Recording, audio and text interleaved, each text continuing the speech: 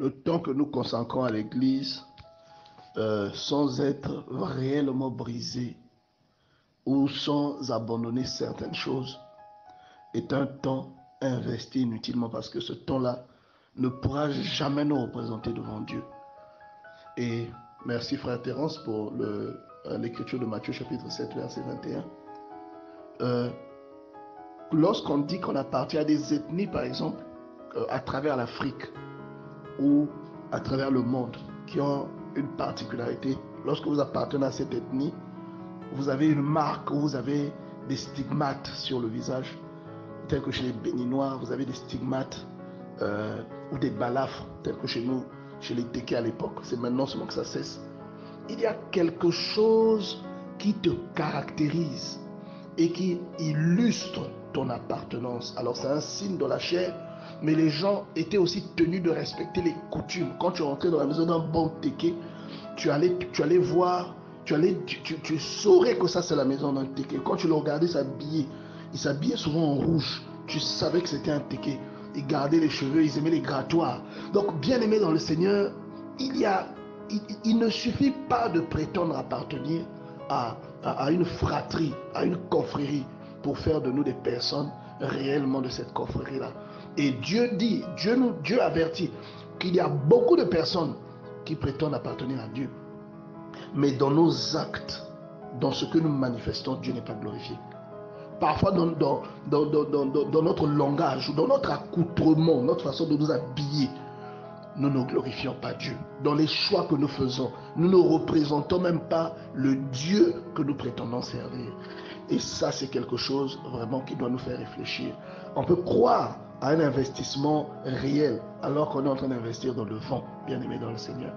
Et il est peut-être temps que nous puissions, c'est-à-dire que je considère toutes ces paroles que le Seigneur est en train de donner ces derniers temps comme des avertissements personnels pour chacun d'entre nous, afin que nous puissions analyser notre vie et au-delà, que nous puissions prendre des décisions conséquentes, bien aimées dans le Seigneur, et rectifier nos tirs et nous ranger du côté où Dieu nous attend. Nous prétendons être des chrétiens, je disais, bien aimés dans le Seigneur, mais nous n'avons rien en nous qui rappelle ce christianisme. Tout à l'heure, j'étais en train de dire que nos choix et nos actes parlent pour nous. Nos paroles parlent pour nous. Notre façon de nous conduire parle pour nous.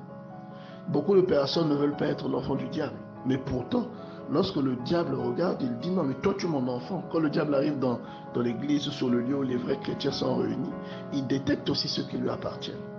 Il dit, mais toi tu fais semblant, mais la nuit, toi et moi nous sommes ensemble. Ou encore la journée ou les week-ends, toi et moi nous sommes ensemble. Un chrétien connaît les préceptes du royaume auquel il appartient. Et il sait qu'il a des interdits et des obligations. Il y a des choses qu'un chrétien ne peut jamais faire. Et il y a des endroits qu'un chrétien ne peut jamais visiter. Et il y a des paroles qui ne peuvent jamais sortir de la bouche de quelqu'un qui prétend être un chrétien. Et il y a des projets qui ne peuvent jamais naître du cœur d'une personne qui prétend être un chrétien ou un enfant de Dieu. Et moi je dis souvent que c'est l'une des raisons majeures pour lesquelles aujourd'hui l'Église a perdu son pouvoir. La plupart des signes que Dieu manifeste deviennent des signes rares.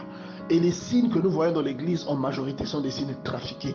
Il y a beaucoup de personnes qui prétendent servir Dieu, mais qui tiennent les signes, ou rien qu'à voir ce qu'ils font. Vous voyez tout de suite qu'il y a beaucoup de magiciens dans l'Église aujourd'hui, et les gens sont devenus des instigateurs de faux miracles et de toutes ces faussetés, bien aimés dans le Seigneur, qui viennent tromper l'œil parce que même l'objectif de leur service a changé.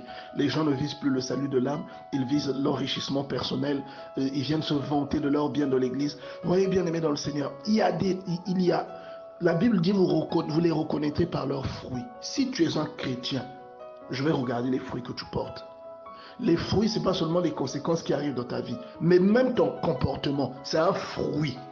C'est quelque chose qui naît de ta relation avec Dieu. Vous voyez? Alors, quand nous disons que nous sommes chrétiens, bien-aimés dans le Seigneur, la consécration à Dieu, le temps que nous consacrons à Dieu est l'un des éléments qui parlent pour nous. Notre attitude, parce que devant les gens, nous pouvons manifester quelque chose. Ce que vous faites dans le calme ou dans le secret, Dieu l'expose toujours à la vue des hommes. Ce que vous allez entretenir comme, même si vous faites croire à quelqu'un que vous êtes un vrai chrétien, mais ce que vous êtes en réalité finira par s'exprimer. Parce que le royaume que vous servez va toujours revendiquer ses droits et va les exprimer sur votre vie. Vous voyez? Donc vraiment, analysons et réfléchissons. Et commençons à prendre une décision. Moi, je dis toujours, si tu prends une décision aujourd'hui, ça change. Ça fait quoi? Ça te fait gagner du temps. Le combat que tu as va dépendre, la durée de ton combat va dépendre de la durée que tu mets à prendre une décision de ta vie. Le jour où tu diras que ça s'arrête dans ma vie, c'est le jour où ton combat commencera à cesser. Vous voyez? C'est là que ton combat commencera sa descente vers la fin. Mais tout dépend de toi, bien-aimé, de qui tu es, de ta nature et de ton identité. Que Dieu nous aide à comprendre ces choses. Amen.